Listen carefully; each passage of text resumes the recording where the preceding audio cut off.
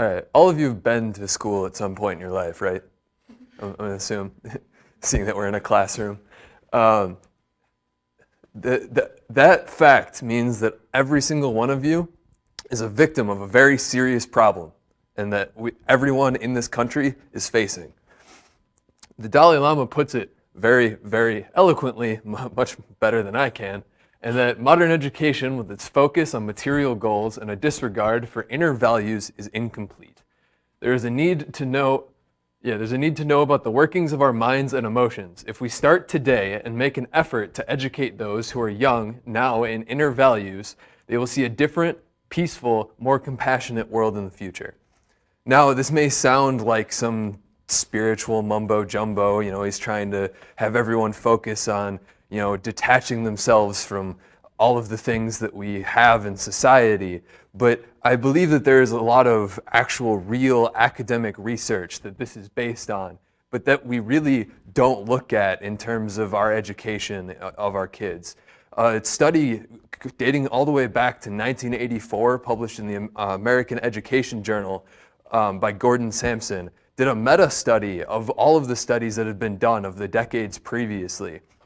And they found that every single study in regards to grade school and high school found that homework was either did not help students at all or made the situation worse. Now, I don't know about you guys, but all the classes that I'm in assign a crap ton of homework. I don't know about you guys, especially math classes. Now, if that doesn't help, if that makes a student's life worse, then what are we doing? What are we doing with our students? Is this really the problem? If we get rid of homework, is that going to solve all of our problems? Is that going to make every kid's life better? I mean, it's not for sure. We can't say for sure, but I believe that there's something else that we need to look at. There's a researcher, his name's Alfie Kohn, and he's published a couple books. And in one of his books, I believe published in 1999, called Punished by Rewards, which in our society sounds like an oxymoron, but most of it is about how the fact that grades and other assessment in classrooms and in schools is the real problem. And that what our students look at when we get grades is not, oh, hey, I actually learned this. It's not, oh, I know how to do integrals now. It's, oh, the teacher thought that I deserved an A for the integrals I put down on this paper. It's not that I learned something, it's that I made the teacher sufficiently think that I know what I'm doing. And that when you look at how grades and assessments really work in an academic environment, it's not this objective, these kids are good, these kids need some work, and these kids, have no clue what they're doing. In reality, it's this subjective layering of students based off of how the teacher's feeling that day and how, the kid wrote their stuff down. It's really, really not this objective thing that we've been taking it as for all these decades. And now I can imagine some teacher somewhere saying, oh, well, how are we going to assess our students? How can we see how our students are doing? In modern education, grades are everything. We teach to the test. We teach to the grade. And I think that is the flaw, that is the problem with education currently, is that we're too worried about how our kids are doing in regards to the kid across the street or the kid in the next town. We're too worried about that. We're not worried about if our kid really knows what's going on. There's too many kids that come out of a high school.